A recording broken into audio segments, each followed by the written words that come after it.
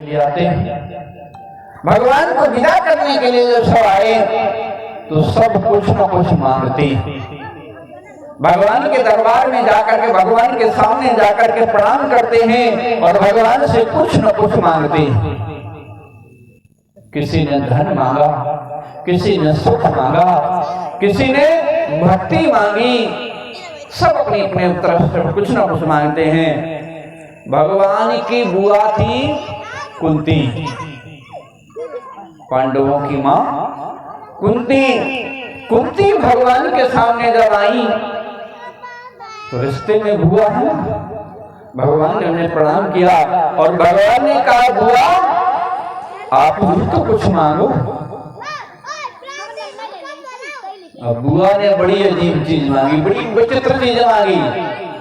भगवान से कहने लगी कुंती, कन्हैया अगर मुझे कुछ देना चाहते हो तो मुझे विपत्ति दे दो। विपत्ति कोई मांगता है? भगवान कहने लगे हैं, बुआ कोई संपत्ति मांगता है, कोई सुख मांगता है, कोई धन मांगता है, कोई वैभव मांगता है, कोई पुत्र मांगता है, कोई भक्ति मांगता है, कोई ज्ञान मांगता है, और आप विपत्ति मांग रही हो। कहने लगी हमें तो विपत्ति ही चाहिए। बोली, विपदा सन्तु न शश्वत् तत्र तत्र जगद्गुरो भवतो दर्शनम यस्या यात् पुनर्भव दर्शनम। कन्हैया मुझे तो दुख दे दो, आपत्ति दे दो। भगवान बोले क्यों? कहने लगी सुनो, जब विपत्ति आती है ना तो विपत्ति कुछ लेकर के आती है। क्या? बोले दुख में सुमिरन सब करे, सुख में करे न कोई, जो सुख में सुमिरन करे तो दुख का हेतु हुए। कन्हैया जब दुख आता है, जब विपत्ति आती है तो विपत्ति में तेरी याद आती है। जब दुख आता है ना तो भगवान को सब याद करते हैं। और बोले जब संपत्ति होती है, जब वैभव होता है, सुख होता है, तो लोग तुझे भूल जाते हैं। तो कन्हैया मुझे विपत्ति दे दे जो मैं तुझे याद करती रहूं, मेरी यादों में बसा रहे। भगवान हंसने लगे, बोले बुआ अब तुम पर कोई विपत्ति नहीं आएगी, लेकिन तुम्हें हमारी याद हमेशा आती रहेगी। भगवान कुंती के लिए वरदान देकर के जब चलने को हुए तो भगवान को याद आया कि हमारे परम भक्त बाबा भीष्म बाणों की सैया पर पड़े और मृत्यु का समय का इंतजार कर रहे हैं। तो चल करके क्यों ना एक बार भगवान परम भक्त भीष्म पितामह का दर्शन किया जाए। सभी पांडवों को साथ में लेकर के, द्रौपदी को साथ में लेकर के भगवान भीष्म पितामह की तरफ जाते हैं। भीष्म पितामह बाणों की सैया पर लेटे हुए हैं, 1000 बाण उनके शरीर में चुभे हैं। जाकर के भगवान ने भीष्म पितामह को दर्शन दिया और कहा, बाबा मैं आया।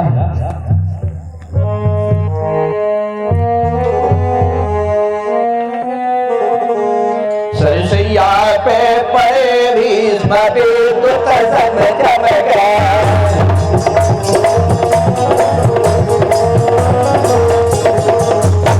शोषित सरकट कांति इंद्रधन समरल जम गए।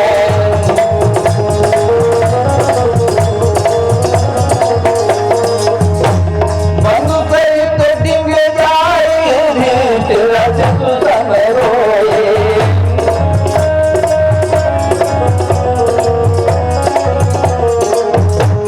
सुबिंदु वर्षाई युगल पद सब होए।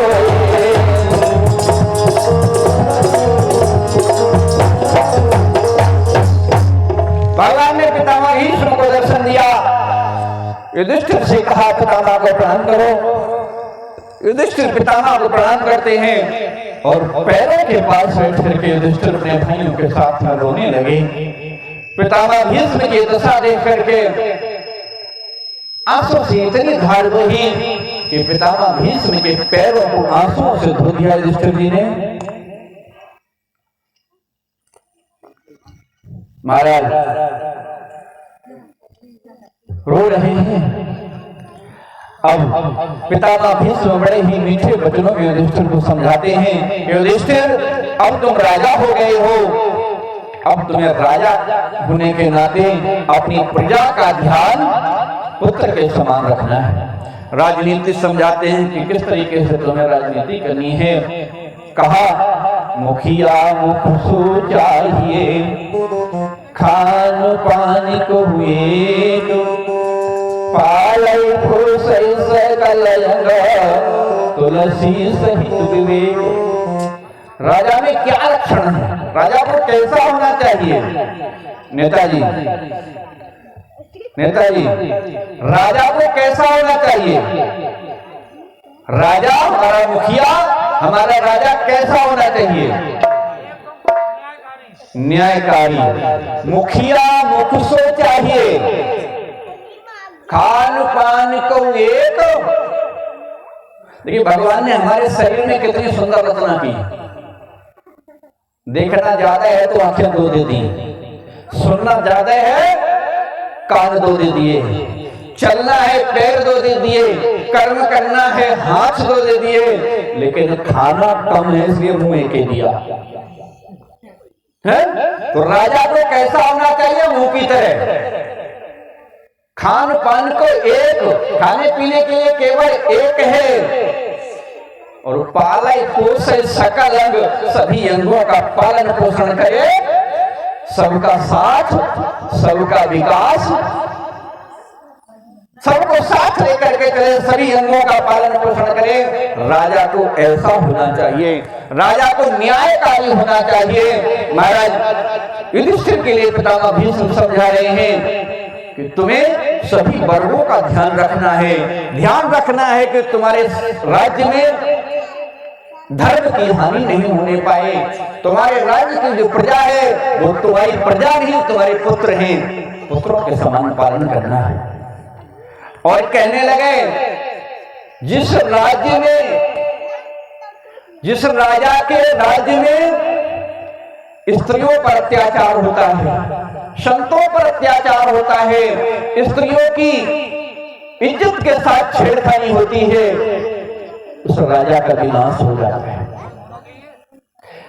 तुम्हारा पहला कर्तव्य है कि तुम्हें अपने राज्य में स्त्रियों की सुरक्षा बढ़ानी है। स्त्रियों की सुरक्षा रहेगी।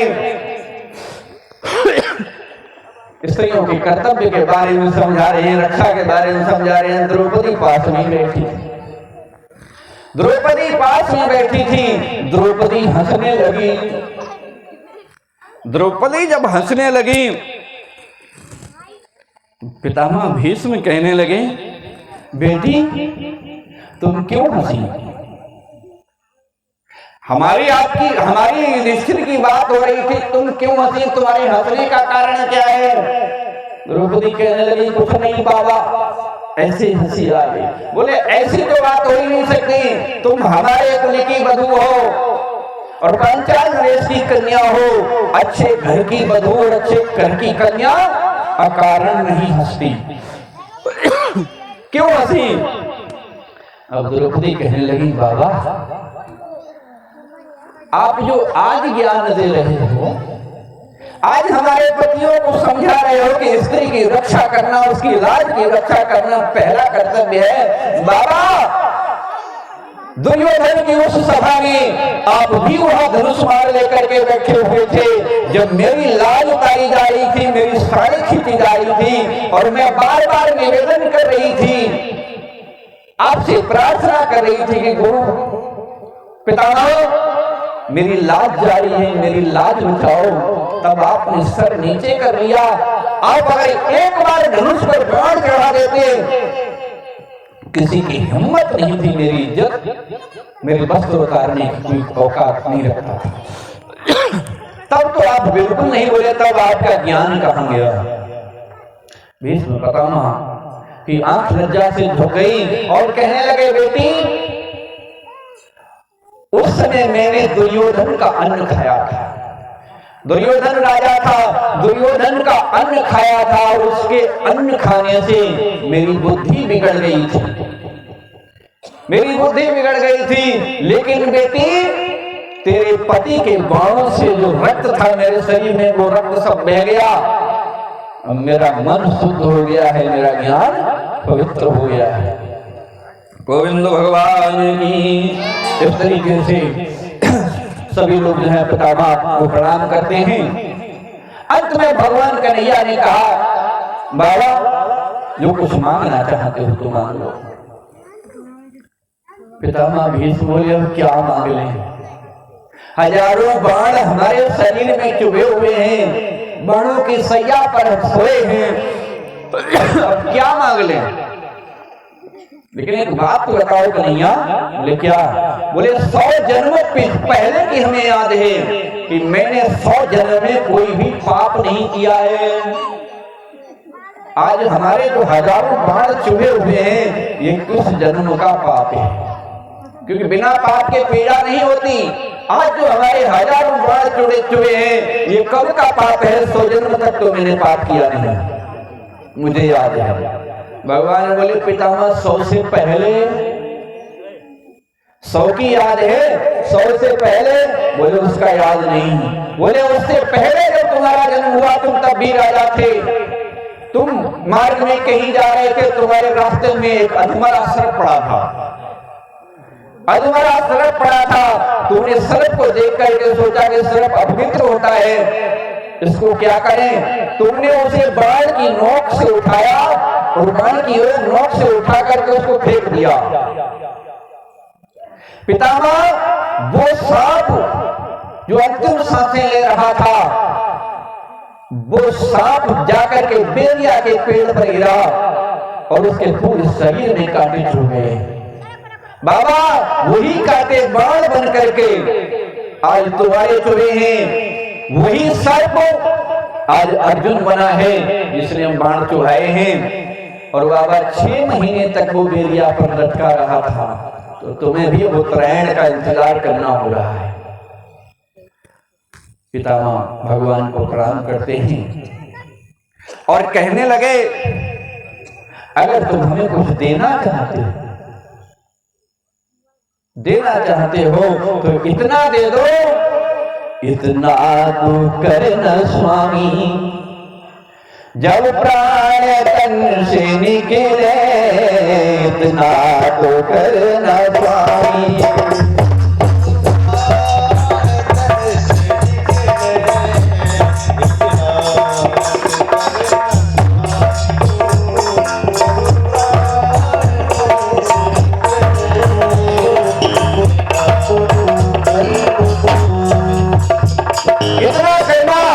कि जब मेरा अंतिम समय हो तो गोविंद नाम लेकर,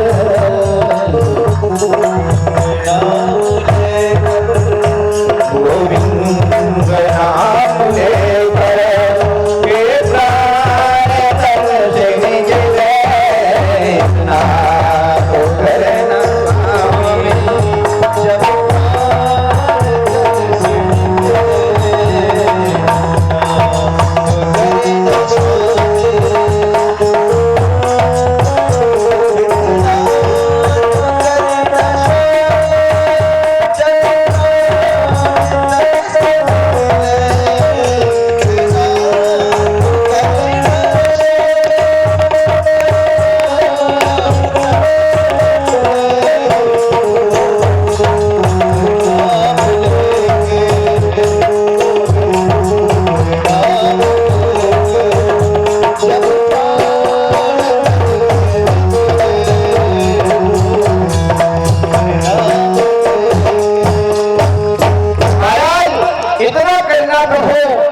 जब मेरा शरीर छोड़ने का समय हो तो आप मेरे सामने हो।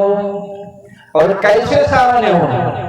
ऐसे नहीं कि सुदर्शन चक्र लेकर के चले आओ, ऐसे नहीं कि रुक्मिणी को साथ लेकर के चले आओ, ऐसे नहीं कि अर्जुन के साथ ही बन करके चले आओ। बोले बाबा कैसे आए? बोले जब आओ तो हाथ में मुरलिया हो, उस वक्त जल्दी आना, मुझको न भूल जाना। उस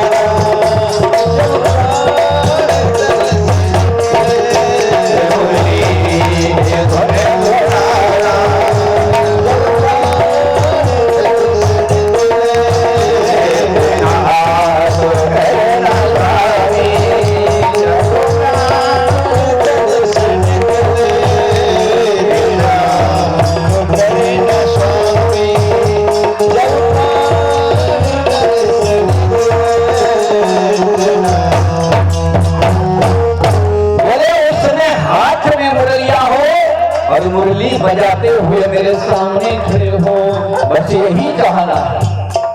भक्त क्या मांगता है भगवान से? भक्त भगवान से यही मांगता है कि मुझे अंतिम समय में दर्शन देना। क्यों? अंत मता सो मता अंततो गत्वा। अंतिम समय में आपके मन में जैसा भाव होगा, अगला जन्म वैसा ही मिलेगा। आपका मन अंतिम समय में अगर गाय भैंस में लगा है तो गाय भैंस का जन्म मिलेगा। पुत्र पुत्री में लगा है, घर गृहस्थी में लगा है तो घर गृहस्थी में जन्म मिलेगा। बच्चों शांत रहो। देखो बालकों, ज्यादा बोलना अच्छा ना होता है। कथा भूल मत जाना, ज्यादा बोलना अच्छा नहीं होता। कभी कभी बहुत नुकसानदायक हो जाता है। एक गांव में एक पंडित जी रहते थे। पंडित जी रहते थे तो घर में दो ही व्यक्ति थे, पंडित जी की माता जी और पंडित जी। काफी समय बीत गया, पंडित जी का विवाह नहीं हुआ। ध्यान से सुनना, तुम लोगों को मतलब की बात है। पंडित जी का विवाह नहीं हुआ तो गांव वाले विचार करने लगे, अकेले पंडित जी हैं, रेणु को ब्याह न हो, आगे चल के हमारे गांव में सत्यनारायण की कथा कौन करेगा? इनका घर बस जाए, जुगाड़ करके कोशिश करके इतने उतने से शादी वाले को लेके आए, विवाह वालों को लेकर के आए। दिखाया भला, देखने में पंडित जी सुंदर लग रहे थे। घर दिखाया, घर भी बहुत अच्छा बना था। जमीन दिखाई, जमीन भी खूब थी। बोले लड़का दिखाओ।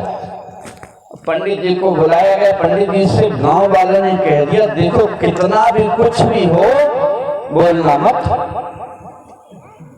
अगर बोल गए तो शादी कैंसिल, बोलना मत। बोले ठीक है, नहीं बोलेंगे।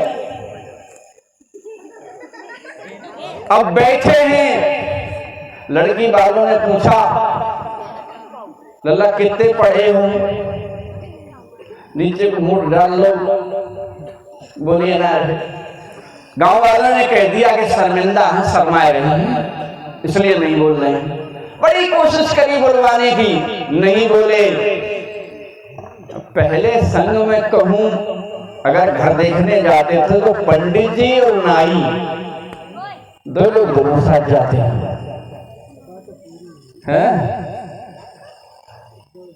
अब नाई महाराज बहुत चालाक, बोले पंडित जी तो नहीं बुलवाए पाए लड़का है, तो हम बुलवाएंगे, हम बुलवाएंगे। बुलवाओ। अब उनने पहले पास गए, इधर उधर की बातें की, कैसे लड़का बोल जाए, लड़का नहीं बोला। बाद में वो नाई कहने लगे महाराज, बोले लड़का है तो बहुत सुंदर, घर भी अच्छा है, मकान भी अच्छा है, खेत भी अच्छा है, सब कुछ अच्छा है, और देखो लड़का भी बहुत सुंदर है। अपनी सुंदरता अपनी बड़ाई सब पे हजम ना होती ना, तो एकदम बोले पड़े, और जैसे ही बोले वैसे शादी कैंसिल। क्यों? हकली जब ज्यादा कही नाई ने, तो बोले पड़े अबे तुमने देखो ही क्या है, टंडन वंडन लगा दिया है, तो वीडियो कितने सुंदर लग रहा है। ऐसे बोले कि शादी कैंसिल। तुम्हारे को अगर ज्यादा बोलोगे तो भी आना है। गोविंद भगवान की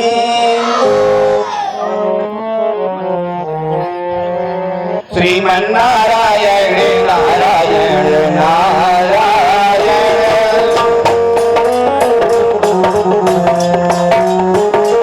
श्रीमन्नारायण नारायण नारायण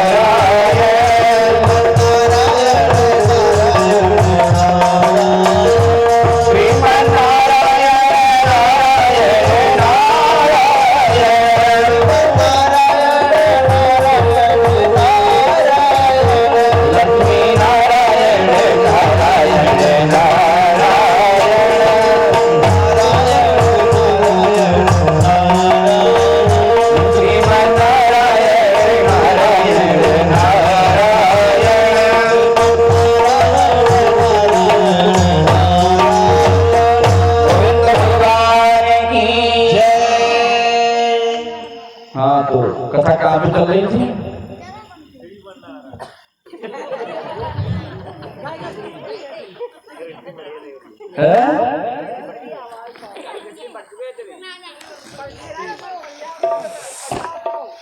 यार देखो बीच बीच में पूछेंगे।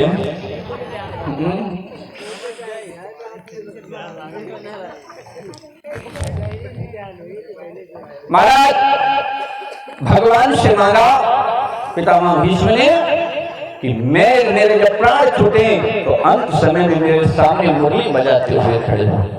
भगवान ने पितामह भीष्म को वरदान दिया। भगवान वहां से चलने लगे। कुंती कहने लगी कन्हैया अब तुम आज जा रहे हो, कल परसों में तुम्हें फिर आना पड़ेगा, क्योंकि बाबा जब शरीर छोड़ेंगे तो तुम्हें वहीं रहना, उनके सामने होना पड़ेगा। भगवान रुक जाते हैं। समय आने पर जब सूर्य उत्तरायण हुआ, पितामह भीष्म के शरीर छोड़ने का समय आया। भगवान कन्हैया मुरली लेकर के पितामह भीष्म के सामने खड़े हैं। हल्के हल्के धुनी से मुरली बजा रहे हैं और मुरली बजाते हुए भगवान का दर्शन करते हुए पितामह भीष्म शरीर को छोड़ देते हैं और अपने धाम को चले जाते हैं। गोविंद भगवान की, गुरुदेव भगवान की। भगवान पितामह भीष्म के शरीर छोड़ने के बाद द्वारिका के लिए प्रस्थान करते हैं। जगह जगह में भगवान का स्वागत सत्कार होता है। इधर कुछ समय के बाद जिस गर्भ की रक्षा की थी, उत्तरा के गर्भ की भगवान ने रक्षा की थी, गर्भ में प्रवेश करके वो समय पूरा हुआ और समय पूरा होने पर उस बालक ने जन्म लिया। बालक ने जन्म लिया तो बालक चारों तरफ आंखें फाड़ फाड़ करके देखने लगा। बालक विचार करता है कि जिस व्यक्ति ने मेरे गर्भ में मेरी रक्षा की वो इनमें से कौन है। वो सबकी परीक्षा करता है। परीक्षा करने के कारण उसका नाम रखा गया परीक्षित। परीक्षित नाम पड़ जाता है। नामकरण संस्कार हुआ। विद्वानों ने नामकरण संस्कार किया और लक्षण बताए कि अपने पितामह अर्जुन की तरह धनुर्धारी होगा, अभिमन्यु की तरह वीर होगा, कर्ण की तरह दानी होगा। नाना प्रकार के लक्षण बताते हैं। बड़े ही खुशी और आनंद मनाया जाता है। धीरे धीरे समय बीता गया। महाराज परीक्षित अभिवावस्था को प्राप्त हुए हैं। इधर कलयुग के आने का समय हो गया। कलयुग के आने का समय हो गया। भगवान का धाम छोड़ करके जाना निश्चित हो गया। भगवान अपने धाम को प्रस्थान करने वाले हैं। अर्जुन भगवान की खबर लेने के लिए द्वारिका गए। वहां जाकर के देखा कि जितने भी द्वारिका निवासी हैं, यदुवंशी हैं, समुद्र में स्नान करने के लिए गए और वहां बारुणी नाम की मदिरा पी करके उन्मत्त हुए और आपस में लड़के एक दूसरे को, जिसे करके बोलते पटेरा, पटेरे की धार से एक दूसरे से युद्ध किया और पटेरे की धार से कट करके सब समाप्त हो गए। भगवान कन्हैया जाकर के उनका तर्पण इत्यादि करते हैं और एक बड़े वृक्ष के नीचे बैठे हैं। जब तक अर्जुन पहुंच जाते हैं, भगवान ने अर्जुन से कहा कि अब हमारे जाने का समय हो गया है। और जो गोपियां थी उन गोपियों को सौंपा कहने मथुरा छोड़ देना। भगवान अर्जुन को वहां से विदा कर देते हैं। एक बलियावंशी नाम का भील है, वो शिकार खेल रहा था। भगवान के पैर में चमकता हुआ पद्म दूर से देख करके उसने सोचा कि ये हिरण की आंखें हैं, उसी को निशाना बना करके बाण छोड़ता है। बाण भगवान के पैर में लगता है, लेकिन इससे पहले ही भगवान अपने धाम को जा चुके हैं। भगवान की अर्जुन रोते रोते आते हैं। जब युधिष्ठिर के पास अर्जुन आए, अर्जुन का हाल बेहाल है। युधिष्ठिर ने जब जाकर पूछा तो बताया कि भगवान ने हमको ठग लिया, भगवान अपने धाम को चले गए। अब पांडव विचार करते हैं कि जब भगवान इस धर्म धाम को छोड़ गए हैं तो हम लोग भी अब यहाँ रह करके क्या करेंगे।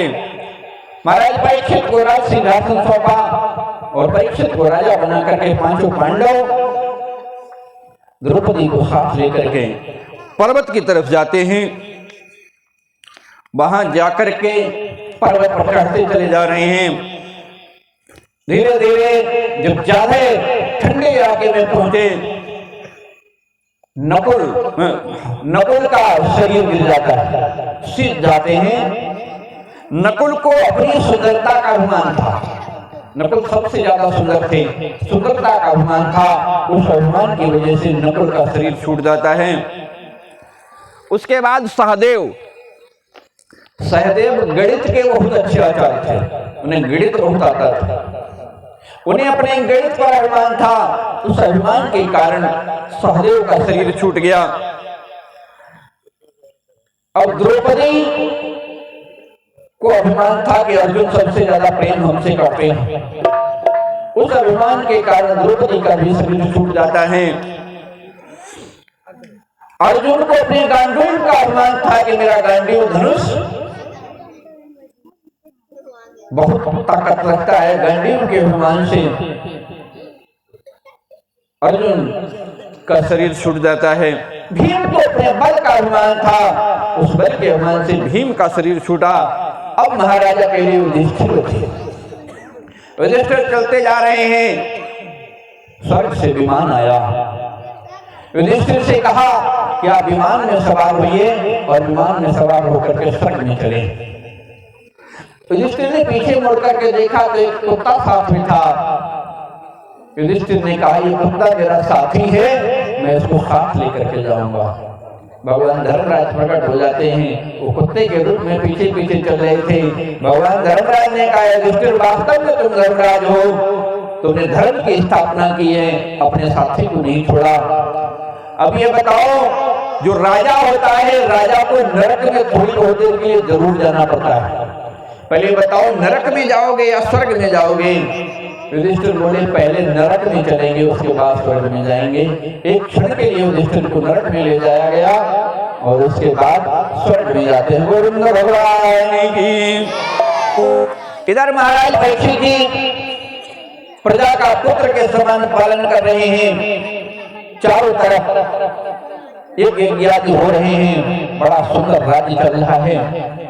इधर कलयुग के आने का समय हो गया। एक दिन राजा परीक्षित विचार करते हैं कि हमारे राज्य में तो सब सुखी हैं, लेकिन वन में चल करके देखा जाए, वन में वनवासी लोगों को कोई कष्ट तो नहीं है, वहां संत महात्मा जो तपस्या करते हैं उनको कोई कष्ट तो नहीं है। आज महाराज परीक्षित रथ पर सवार होते हैं, बाबा भीम का एक सोने का मुकुट रखा हुआ था, उस मुकुट को पहनते हैं और जंगल की तरफ रथ पर सवार होकर के जा रहे हैं। रास्ते में देखा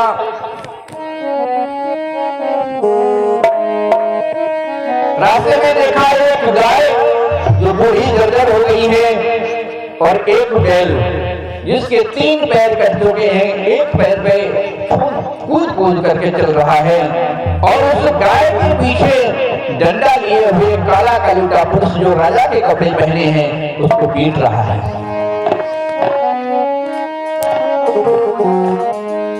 कांपती हाँपती थर्राती चलती है कहीं उजड़ती है,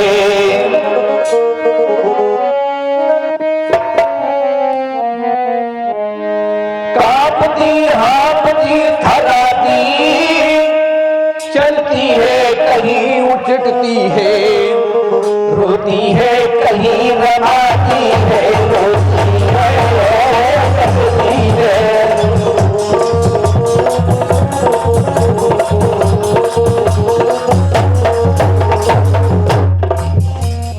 उसके पीछे घबराया सा एक बैल भागता आता है, झुक गई कमर कुछ नीचे को आता है।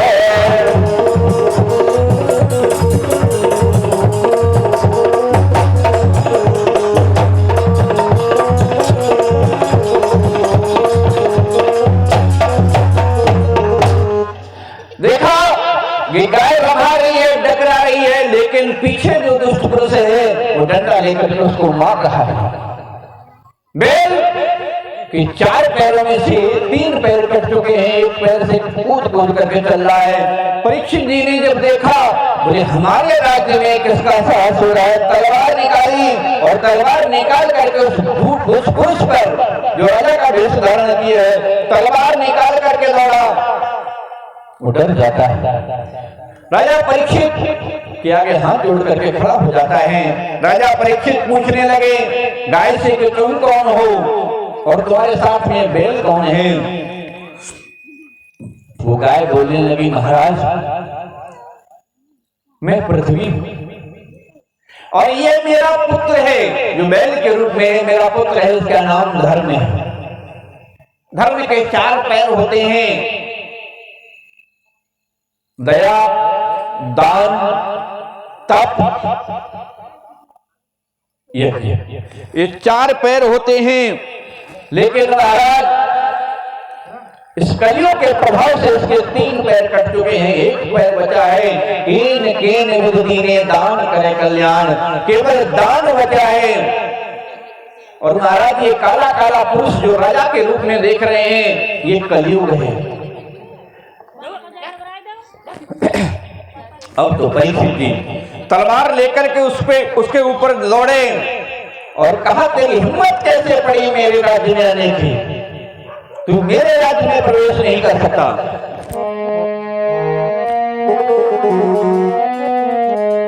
ललकारा नभ राज ने,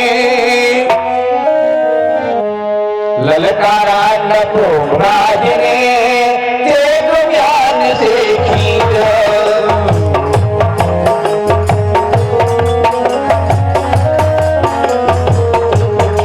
ललकारा नभ राज ने तेग ज्ञान से खींचा, वो हत्यारे वो बधिका समझ ना करीजा।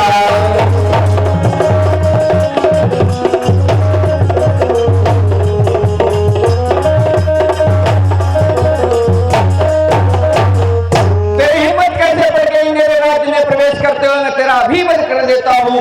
तलवार निकाली और तलवार निकाल करके उस कलयुग को मारने के लिए दौड़े। जब चाहा वीर परीक्षित ने मारो तलवार घुमा कर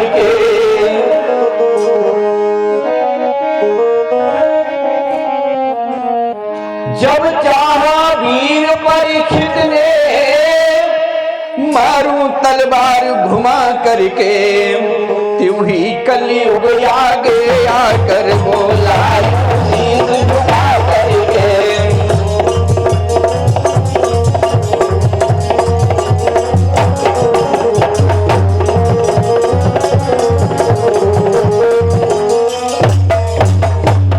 पैरों में गिर गया और कलयुग राजा परीक्षित से कहने लगा, राजन आप मुझे क्यों अकारण मार रहे हो? क्या हुआ? मुझे क्यों कारण मार रहे हो? ये तो मेरा समय समय पर चारों युग आते जाते हैं, मेरा समय है। और महाराज मेरे अंदर सब बुराइयां ही बुराइयां नहीं है, मेरे अंदर एक दो अच्छाइयां भी। राजा कहने लगे, तुम्हारे अंदर क्या अच्छाइयां हैं? बोले सुनो महाराज, लोग कहते हैं कि कलयुग में लोग पाप कर रहे हैं, कलयुग में लोग दुख भोग रहे हैं। महाराज ऐसा कुछ नहीं है। पूर्ण काउ सुख दुख कर दाता, निज करत कर्म भोग सब ताता। तो अपने अपने कर्मों का भोग भोगते हैं। महाराज हमारे अंदर एक बहुत अच्छाई है। बोले क्या? बोले सतयुग में लोग तपस्या करते थे हजारों वर्ष, जरा सी भूल हो जाती थी वो सब तपस्या निष्फल हो जाती थी, जरा सा पाप हो जाता था सब तपस्या निष्फल हो जाती थी। त्रेता में लोग योग्य करते थे और द्वापर में लोग भगवान की पूजा अर्चना करते थे। लेकिन कलयुग में मेरा एक ऐसा प्रभाव है कि कलयुग में कुछ नहीं कर सको, केवल भगवान के नाम का कीर्तन करने से व्यक्ति भवसागर से पार हो जाता है। कलियुग के वाला हरि गुण गाहा, नर चाहत भव सागर था।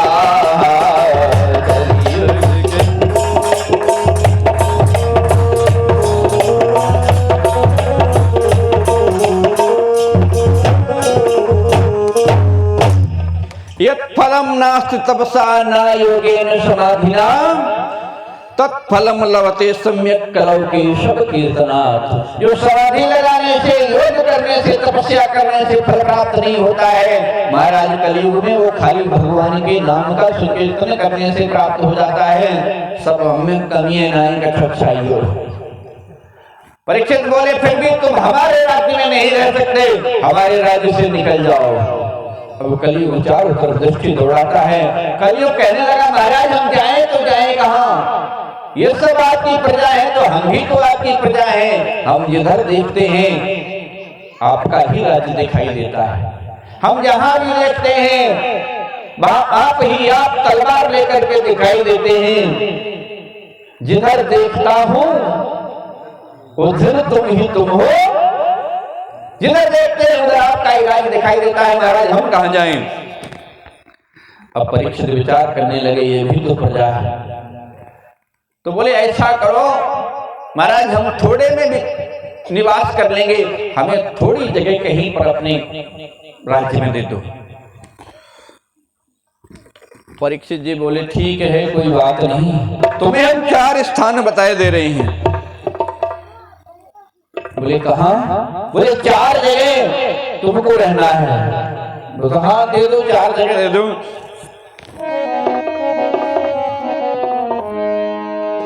बोले जिस जगह जुआबाजी हो गए या झूठी गपोलियां चलती हैं, वैसे जहां निवासिनी हो मद की गालियां सुनती है।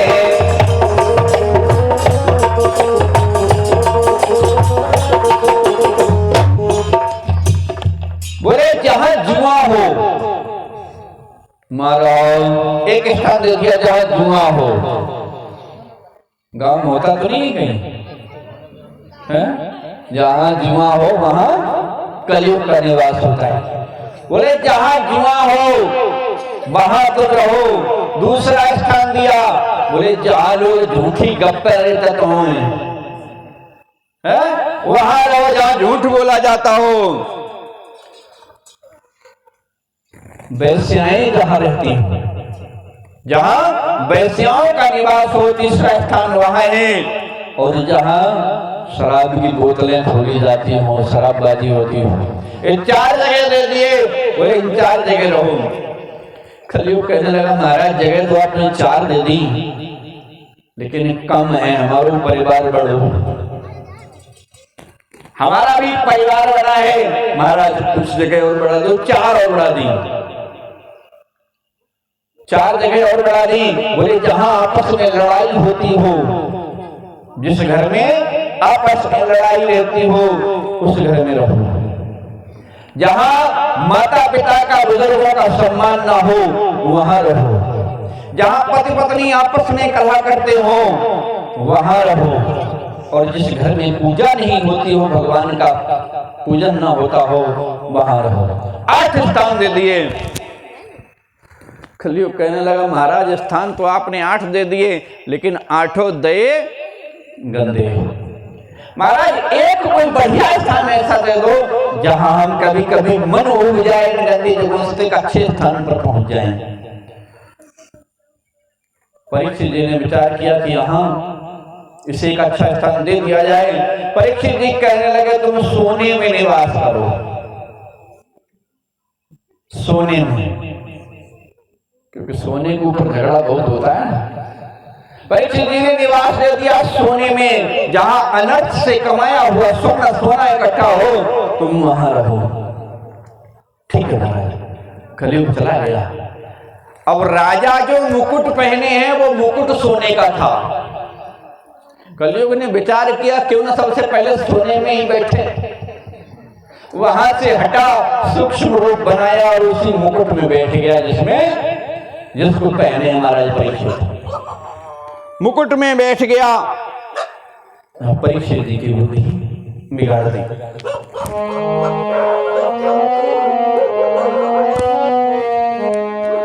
स्वर्ण एक संसार माहे, स्वर्ण एक संसार माहे, हत्या की जड़ है।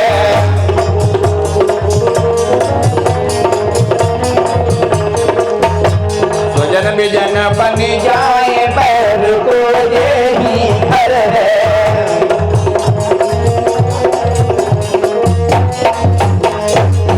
कौरव पांडव लड़े नासु, सब जग को कीरो।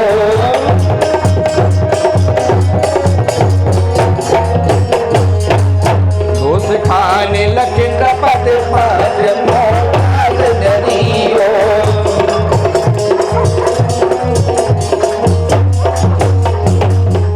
अब सोने के मुकुट में बैठ गया, जब मस्तक पे बैठा तो बुद्धि बिगड़ गई। महाराज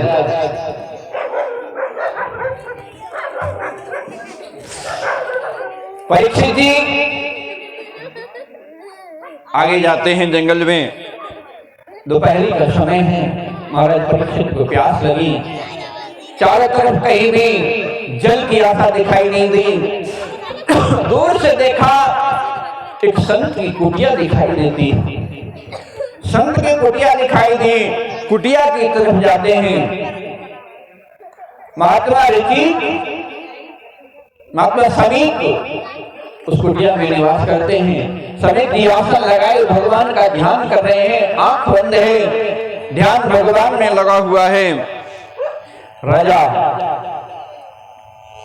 कुटिया के दरवाजे पर पहुंचा है। महर्षि को आवाज दी, महर्षि उसे प्यास लगी है, पानी दो। लेकिन संत भगवान के ध्यान में है। संत को राजा की आवाज सुनाई नहीं दी। राजा बहुत देर विचार करता रहा। अब राजा के दिमाग में आया, राजा के मन में विचार आया कि महात्मा पता नहीं क्यों मुझे देखना नहीं चाहते। महात्मा ने आंख बंद कर ली है। महात्मा ढोंग किए, जो कलयुग सर पे बैठा ना, महात्मा ढोंग किए हैं, ये हमें देखना तक नहीं चाहते।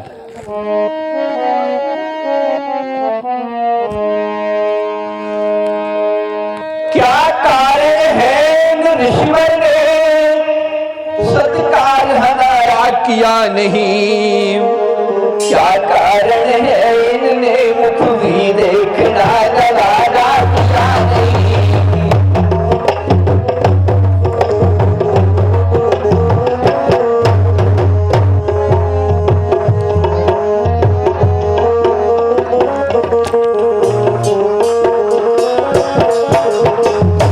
विचार करने लगे महात्मा हमारा अपमान कर रहे हैं, महात्मा ने हमारा सत्कार नहीं किया, सत्कार न करना पड़ जाए इसलिए आंख बंद करके ढोंग करने लगे। राजा को क्रोध आ गया। संयोग की बात एक मरा हुआ सर्प वहीं पड़ा था। राजा ने उस सर्प को धनुष की नोक से उठाया और महर्षि समीक के गले में उसको पहना दिया। गले में पहना करके राजा वहां से चले जाते हैं। इधर महर्षि समीक के पुत्र हैं श्रृंगी ऋषि। श्रृंगी ऋषि नदी में स्नान करने गए थे। कुछ बच्चों ने खेलते हुए जाकर के उनको बताया कि राजा आया था, राजा ने तुम्हारे पिता के गले में मरा हुआ सर पहना दिया है।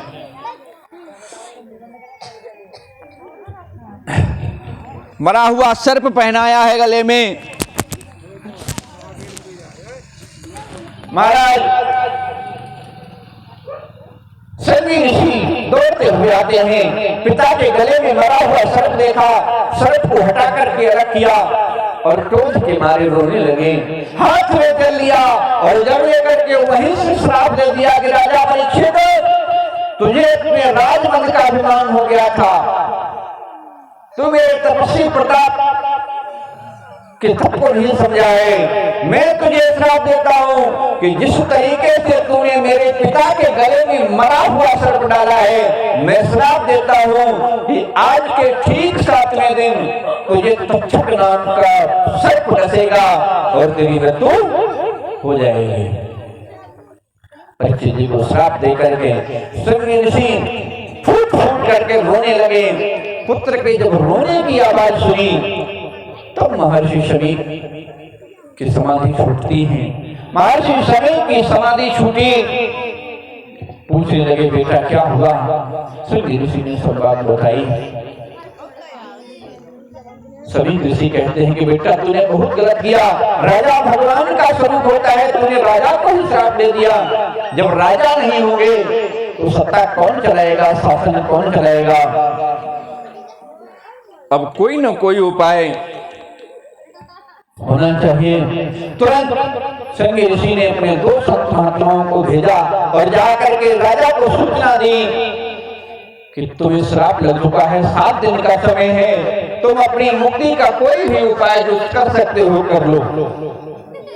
इधर राजा परीक्षित जब घर पे आए, वापस महल में आए, तो राजा परीक्षित ने वो मुकुट उतारा। मुकुट उतार करके जैसे ही रखा, कलयुग उतर जाता है। देखो कहीं रास्ता में जा रहे हैं, कलयुग अभी सवार हो जाता है सिर पे। कलयुग अभी सवार हो जाता है। मुरैठू बांधे हो? हाँ गर्म है। हाँ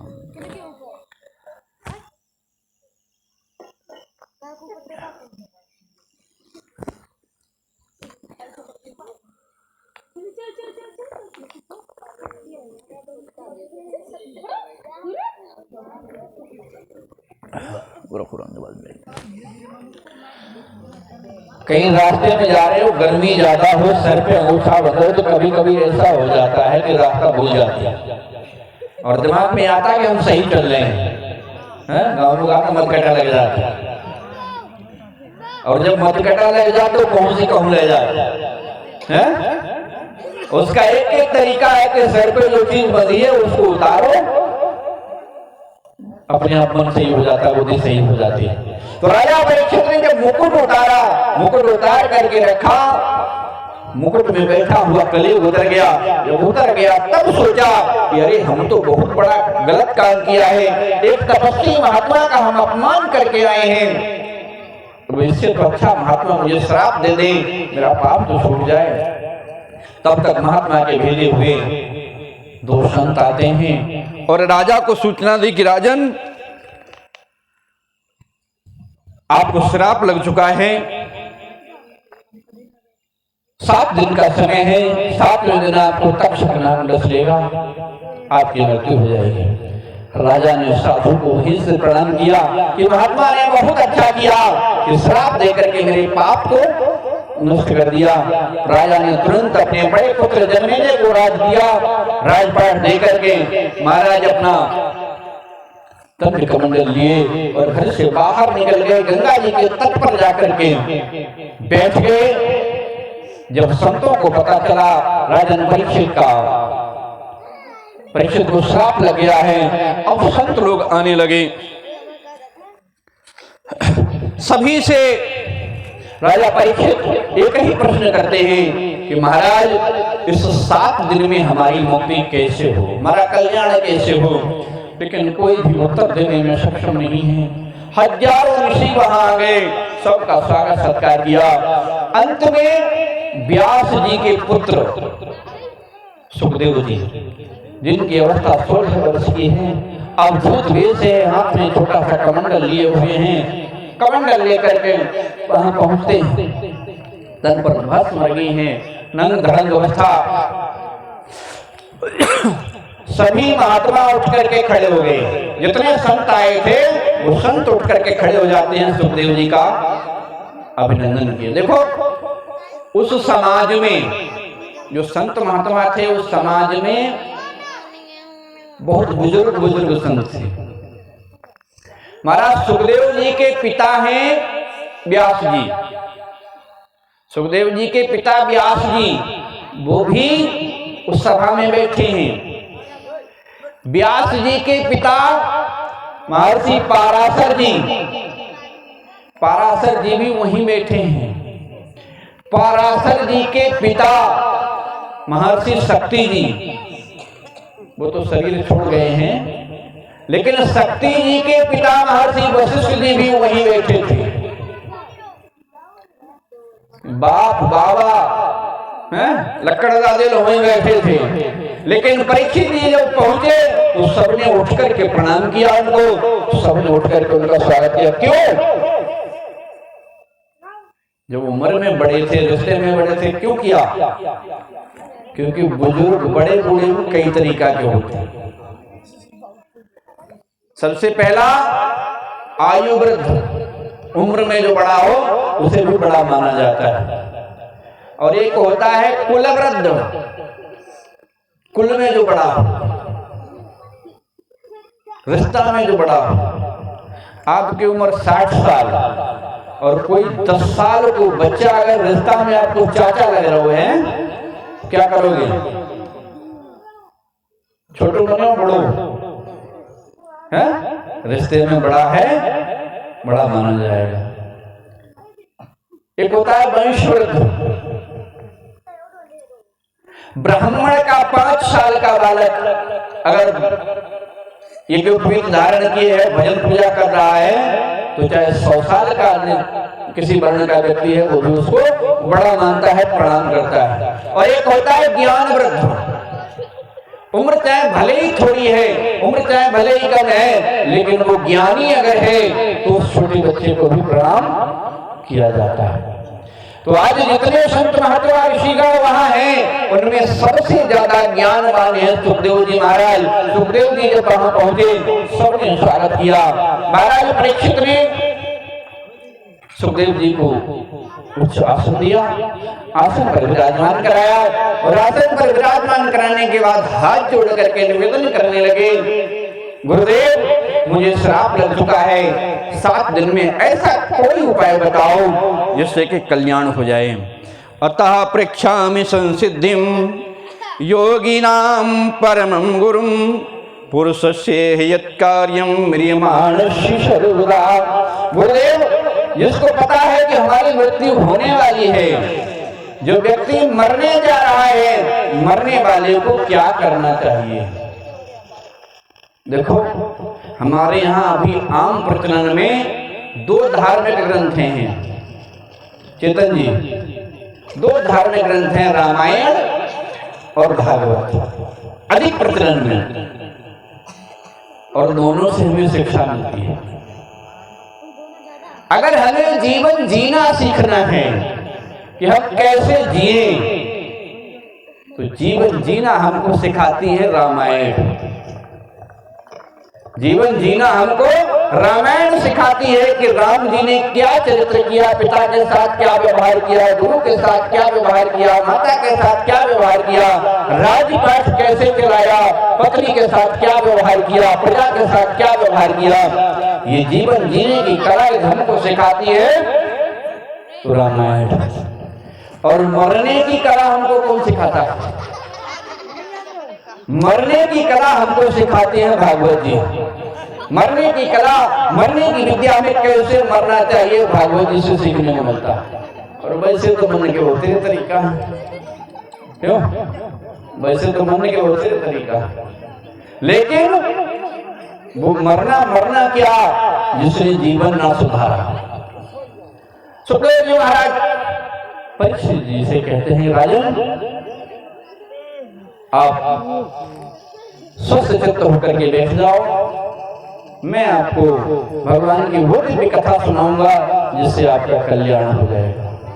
राजा परीक्षित सुखदेव जी का पूजन करते हैं, तिलक बंधन करते हैं। आइए दो बार हम भी थोड़ा कुछ गुणगाना करके परीक्षित जी का स्वागत करें, पूजन करें।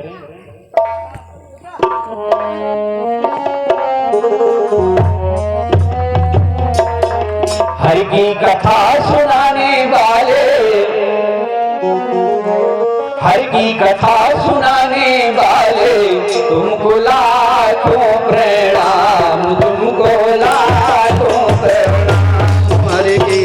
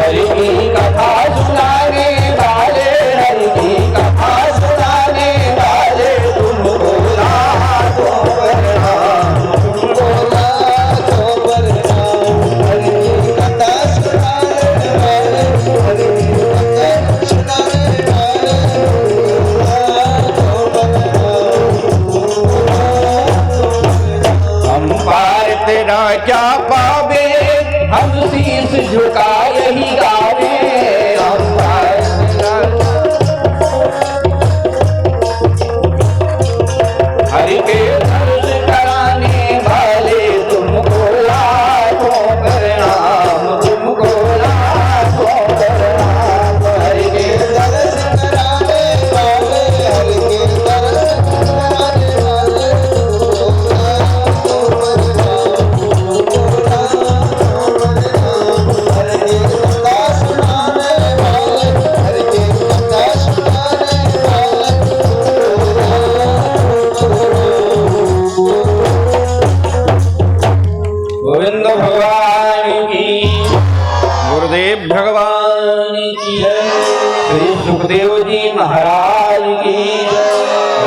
परीक्षित जी की जय। अब परीक्षित जी उच्च आसन पर सुखदेव जी को विराजमान कराते हैं। सुखदेव जी आगे परीक्षित जी को भगवान की कथा श्रवण कराएंगे। गाना वाले आए हैं कीर्तन वाले? कोई ना आए। महाराज परीक्षित जी एकाग्रचित्त होकर के बैठ गए। सुखदेव जी पूछने लगे, परीक्षित जी एक बात बताओ। बोले क्या? बोले ये बताओ, भगवान की कथा सुनने की क्षमता है कि क्यों? बोले भूख प्यास लगी हो तो भोजन पानी कर लो, भूख प्यास लगी हो तो भोजन पानी कर लो, फिर समय नहीं मिलेगा।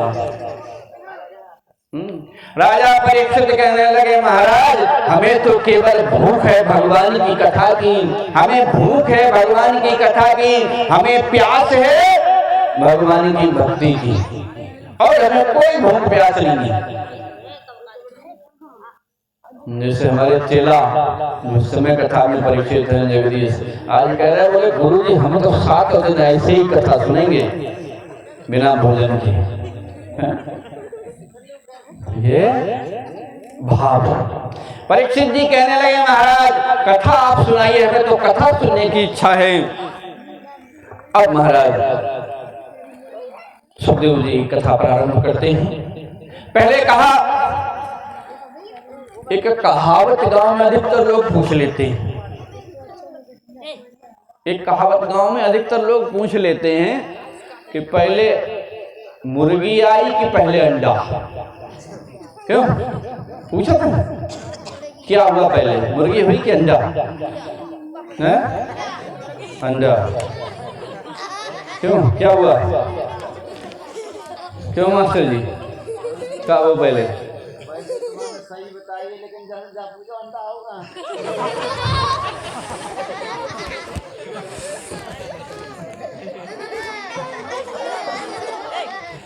नहीं, उसने जो उत्तर दिया बिल्कुल सही है, उसका गलत नहीं है, उसका सही है। और ये प्रश्न भी लोग पूछते हैं केवल उलझाने के लिए, उलझाने वाला प्रश्न नहीं है, ये वास्तविकता है कि पहले अंडा ही आया। कैसे? ये जो हमारी पृथ्वी है, ये जो तीनों लोक हैं, ये सबसे पहले एक ब्रह्मांड एक बहुत बड़े अंडे के रूप में जल में पड़ा हुआ था। ये सब पृथ्वी एक अंडे के रूप में जल में पड़ी हुई थी। भगवान उसमें निराकार रूप में थे। भगवान की जब साकार रूप धारण करने की इच्छा हुई तब वो अंडा फटा। अंडा फटा, उसमें से भगवान ने नारायण रूप धारण किया। जब उनकी देखने की इच्छा हुई तो आंखें प्रकट हो गई, सुनने की इच्छा हुई तो कान प्रकट हो गए, कर्म करने की इच्छा हुई तो हाथ प्रकट हो गए, चलने की इच्छा हुई तो पैर प्रकट हो गए, सूंघने की इच्छा हुई तो नाक प्रकट हो गई, और उनके सबके देवता प्रकट हो गए। तो जब भगवान अंडा में से प्रकट हुए हैं तो हम सब तो भगवान से ही प्रकट हैं। कहा पहले है अंडा हुआ ना? हाँ। गोविंद भगवान की। सुखदेव जी महाराज परीक्षित जी से कहते हैं, परीक्षित भगवान की जब शरीर धारण करने की इच्छा हुई तो भगवान शरीर धारण करते हैं। अब भगवान की जब एक से अनेक होने की इच्छा होती है, भगवान की नाभि से कमल पैदा हुआ। कमल पैदा हुआ और कमल बढ़ता चला गया। वो जल के जब ऊपर आया तो उस जल में उस कमल पर एक बच्चा पैदा हुआ। बच्चा उस कमल पे बैठ गया और चारों तरफ देखने लगा। उस बच्चे ने चारों तरफ देखा तो उसके 4 मुख हो गए। 4 मुख हो गए, उनका नाम पड़ा ब्रह्मा। अब ब्रह्मा जी मन में विचार करते हैं कि हमारा माँ कौन है, हमारा पिता कौन है। यहाँ तो जल ही जल है, यहाँ कुछ दिखाई नहीं दे रहा, ये कमल का फूल है। वह कमल में उसकी जो होती है पुगलिया, वही में घुस गए। ब्रह्मा जी उसमें घुस गए तो नीचे घुसते चले गए, कहीं कुछ नहीं पता चला। फिर आए, फिर गए, 9 चक्कर लगाए। तो वह कमल की नाल में आज भी 9 सुराख हैं। देखें हैं कैसे मसीड़े में 9 सुराख हैं, क्योंकि ब्रह्मा जी ने 9 चक्कर लगाए थे ऊपर नीचे। तब ब्रह्मा जी को आकाशवाणी सुनाई दी कि ब्रह्मा तुम तपस्या करो। भगवान ब्रह्मा वही तपस्या करते हैं। तपस्या पूर्ण करने के बाद अब ब्रह्मा जी को आदेश हुआ कि सृष्टि की उत्पत्ति करो। ब्रह्मा जी सृष्टि की उत्पत्ति करते हैं। ब्रह्मा जी के अंगूठे से दक्ष की उत्पत्ति हुई, प्राणों से वशिष्ठ की उत्पत्ति हुई, ब्रह्मा जी की खाल त्वचा से भृगु जी की उत्पत्ति हुई, हाथों से क्रतु, नाभि से पुलह की उत्पत्ति हुई, भगवान ब्रह्मा के नेत्रों से अत्रि जी की उत्पत्ति हुई, मुख से अंगिरा, मन से मरीचि और गोद से नारद जी की उत्पत्ति हुई। अब ब्रह्मा जी का मन हुआ कि पुरुषों की तो उत्पत्ति कर दी, अब एक स्त्री का स्वरूप बनाया जाए। जब स्त्री की रचना करने को इच्छा हुई तो ब्रह्मा जी के मन से सरस्वती जी की उत्पत्ति हुई। ब्रह्मा जी के दाहिने स्तन से धर्म की उत्पत्ति हुई, पीठ से अधर्म की उत्पत्ति हुई, हृदय से काम और भौहों से क्रोध की उत्पत्ति हुई। भौहों से क्रोध की उत्पत्ति। अच्छा, कोई व्यक्ति क्रोध में हो, गुस्से में हो, कैसे पता चलेगा कि ये व्यक्ति गुस्से में है? वो बोले चाले घुसना भौहें से उड़ जाती है, क्योंकि क्रोध का अवतार यहीं से हुआ है। एक दिन ब्रह्मा जी सृष्टि कर रहे हैं, सृष्टि करते करते क्रोध की उत्पत्ति कर चुके हैं, तो कुछ क्रोध आ गया। क्रोध जब आया तो दोनों भौहें सिकुड़ गई। दोनों भौहें जब सिकुड़ी तो दोनों भौहों के बीच में से एक बच्चा उत्पन्न हुआ और वो बहुत तेज रोने लगा। इतना तेज रोने लगा कि ब्रह्मा जी को स्वयं कान बंद करने पड़े। उसका नाम मालूम क्या पड़ा? ज्यादा तेज रोने के कारण उनका नाम पड़ा रुद्र। ब्रह्मा जी ने उससे कहने लगे मेरे लिए आदेश क्या है? ब्रह्मा जी ने कहा उत्पत्ति करो, सृष्टि बढ़ाओ, हमारा पद क्या होगा? बोले तुम पूरे विश्व के मालिक होगे, संहारक होगे, इसलिए तुम्हारा नाम शंभु होगा। तुम अधिक सीधे साधे माने जाओगे, इसलिए तुम्हारा नाम भोले पड़ेगा। इस महान संसार के तुम भगवान होगे, इसलिए तुम्हारा नाम महेश पड़ेगा। इस तरीके से ब्रह्मा जी के ओठों के बीच से लोभ की उत्पत्ति हो। कोई चीज सामने रखी हो और मन में लोभ जागृत हो जाए कि जब चीज हमें मिल जाए तो व्यक्ति होठ दबाता है दांतों से, इच्छा जाहिर करता, होठ दबाता है। महाराज होठों से लोभ की उत्पत्ति हुई। इस प्रकार से ब्रह्मा जी उत्पत्ति बढ़ा रहे हैं। गोविंद भगवान की, गुरुदेव भगवान की। सुनो